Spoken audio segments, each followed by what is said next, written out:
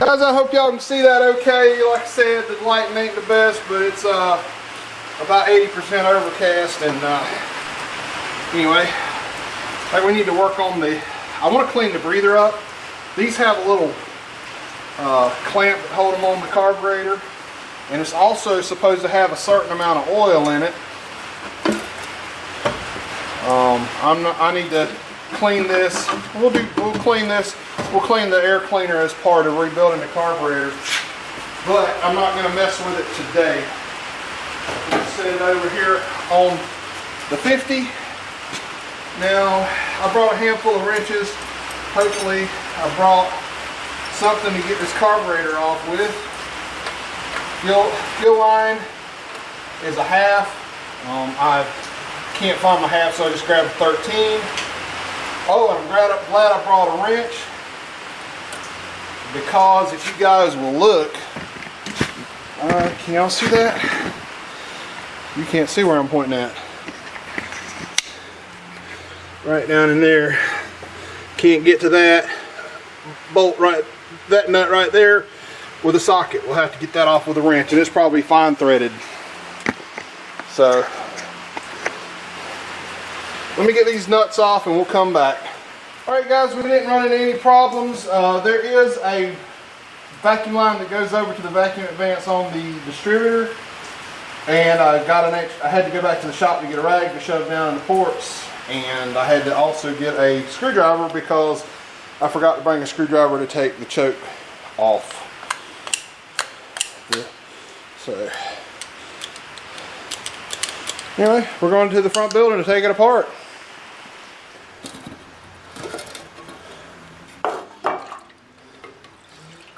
Ew.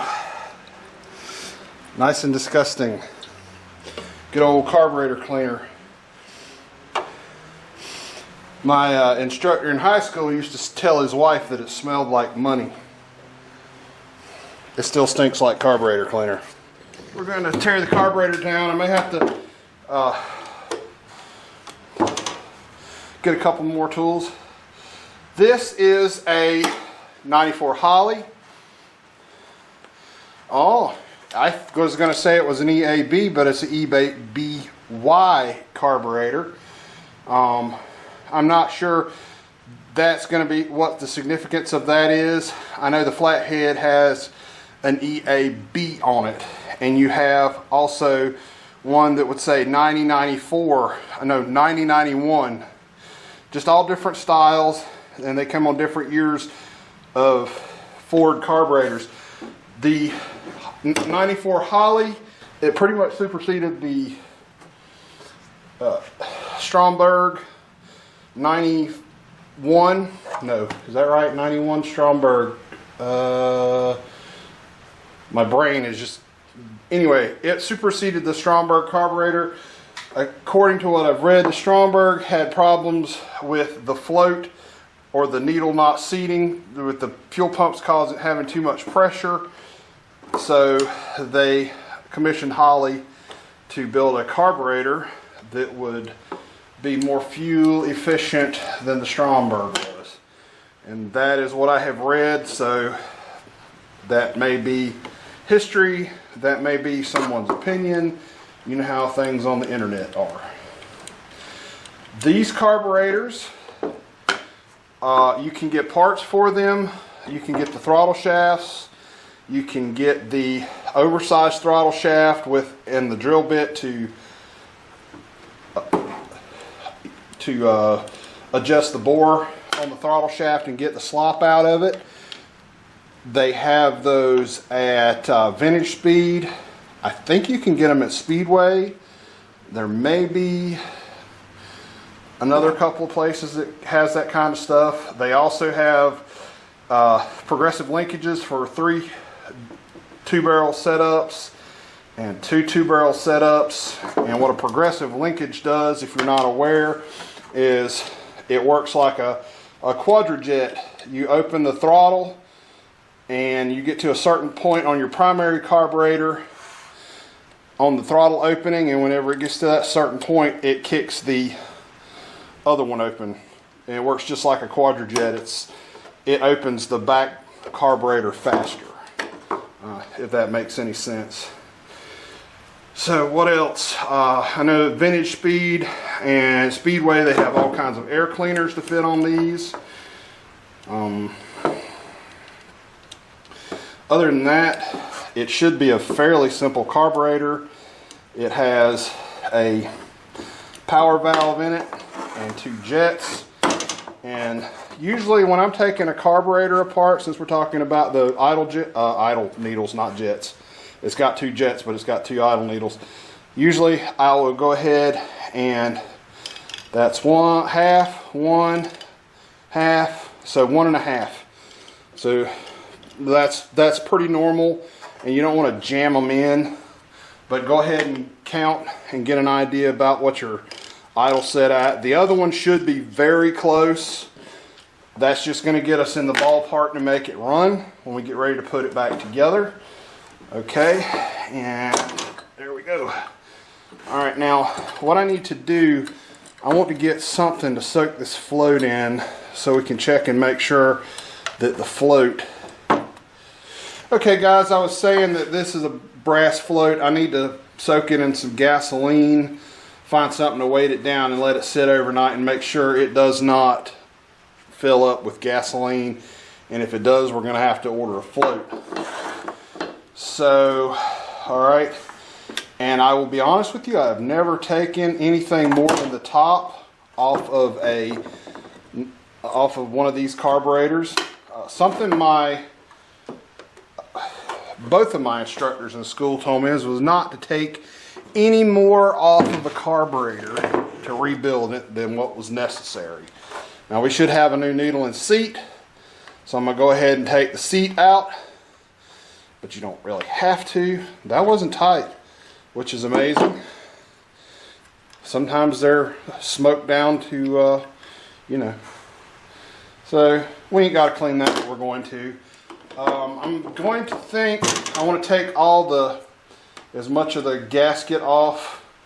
I don't think I'm going to get everything in the soak tonight, so this may take 2 or 3 days to clean this carburetor,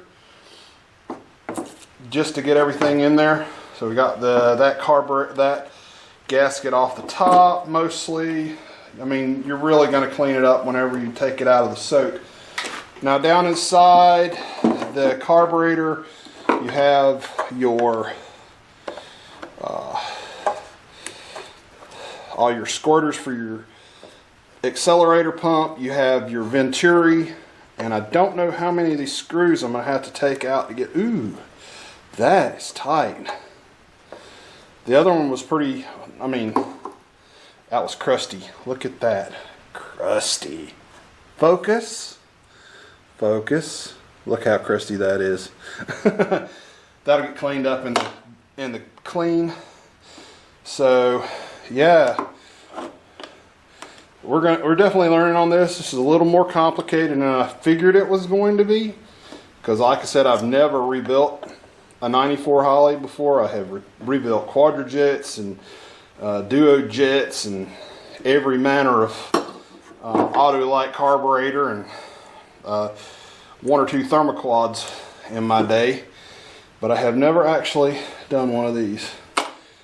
So let's see, are we ready? Yeah, there we go. So we need to be mindful of a couple of things, that there are a couple of seals in these areas that have to be replaced when we put it back together. I definitely see that seal. And we probably take this apart and clean it very well too, but we're just going to let it soak overnight. So that's stuff that can go in there. Okay, the squirters will come out. And the squirters have a number on them, so the squirters can probably be sized up or down. That says a 70 on that squirter. Focus. I don't know if y'all can see that. It says 70 is what size squirter that is. I mean, all of that would be important. If you were going to set your carburetor up to do like a multiple carb setup, you would, may need to adjust your squirters. You may need to adjust your jets. we're going to stay stock on this motor, so we should be fine to go back with just the stock settings. And I'm going to have to look in that carburetor kit because I'm kind of worried about what I ordered, because I thought this was an EAB and it is not. So I don't know if that carburetor kit covers this carburetor, but if it does not, that carburetor kit covers the carburetor that goes on the 50. So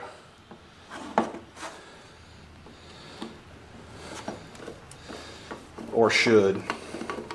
The only thing that's throwing me off is I'm not 100% sure, and whenever we get into rebuilding it and going through the diagram on it, I can talk more sensibly about it. This carburetor has, it has, before I tell y'all wrong, yeah, it's got a power valve in it, and it also has some other form of valve in it, and our kit may not have this valve. Now, strangely enough, oh, and this power valve has probably got a hole in it, and if it does, that will allow it to pull right into the intake, pull gas right into the intake. So let me grab another wrench to take this apart. Oh, I still need to get the let's see, okay, that just come right out. That should probably have a clip on it. I do not know if there's one in the package or not. I do not think it can come out without, but it should have a clip, I believe. I'll have to look in the breakdown when we start rebuilding it. All right, let's see. What does it take to get this accelerator pump out? It is crusty and rusty, so we're definitely going to have to clean that shaft up, take it for a ride on the wire wheel. The cup, oh my God, look at how hard that cup is. No wonder we couldn't get any accelerator pump squirt out of it. Not only that, and we couldn't get any gas in it. All right, oh, I still haven't got the jets out of it. And I haven't got the power valve. We may be able to get this whole carburetor down in soak. We're going to easily try to take the jets out. Oh, yeah. This is 1950, before people started smoking stuff to Alabama with torque wrenches. I mean, with impact wrenches.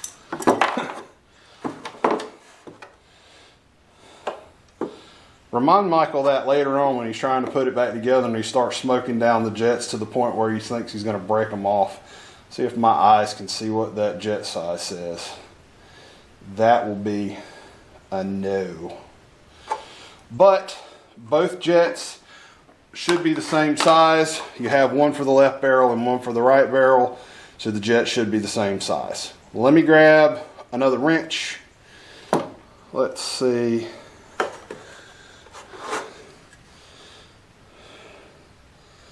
It has a weird little spring holding the accelerator ball in the bottom of the bore. I know my camera is not going to focus on that, I do not think. Do I have my phone? Let's see if I can get y'all some light. I had the worst time, weirdly enough, whenever I bought the Bug, it was actually had an engine in it. It had the 1600 dual port in it, and it actually ran. One of the things that happened to it was the ball in the accelerator pump was stuck. I'll see, y'all can see that ball now. See it way down there in the bottom, and it's got that little spring holding it in there. So y'all need to, we may have to take that out and make sure that ball is not stuck. So we'll get into that after it gets clean. We're just going to let it soak. An interesting thing about carburetors is if you look at a carburetor, all of these places that have these plugs in them, those were places where they had to drill the carburetor to make it work. And these plugs are what seal those off. There's one right there. A guy I used to work with, and I'm going to wash this up before I stick it down in that carburetor cleaner. It's filthy. A guy I used to work with, he would take the bottom plugs, the well plugs in the bottom of a quadrajet, and clean them really well, and then paint them with clear fingernail polish. You could probably use an epoxy or something, but you want to make sure those things are sealed up, because that's a good place for a vacuum leak that you wouldn't know about, because you would be convinced that you have, you know, rebuilt the carburetor, resealed the carburetor, and one of those little plugs is pulling a little bit of a vacuum and causing a problem, causing it to lean out somewhere along the lines. So let me get the rest of this apart and I'll get a wrench and I'll be right back. All right, guys, we got the power valve out, and it is crunchy. Am I brave enough to see if it's broken, busted? Oh yeah, it's got a hole in it. So that should have been expected with it being crunchy. Now, this one I do not see a number on. It may have a number on it. It may. I think it says Ford. Yeah, it doesn't have a number on it. On a Holley carburetor that you would, like, you know, an aftermarket Holley carburetor, you have a number stamped in your power valve, and that number should be half of what your manifold vacuum is. So if you have 14 inches of manifold vacuum at idle, then your power valve should be a 7. And that's how you say, determine what power valve is supposed to be in a Holley carburetor. This valve, I expect this has to do with vacuum or atmosphere. It is also very crunchy. It will barely move. So the kit does have both valves in it, but guess what, guys? This kit does not have the instructions in it. Very nice Walker products. Very nice. You did not put an instruction. You did not put any instructions. We do have the little ruler to tell you how high to set the float, but there are no instructions. So I will look up a diagram online before we put it back together. So now, can we get it all inside the soak and let it soak? Oh, I wanted to tell y'all one more thing before I get too carried away. I think I may do the base plate separate, because I just don't think everything's going to fit. Don't worry about soaking these parts. You're going to replace them. So, well, let's see what we can do. I think what I'm going to do, because it doesn't fit very well,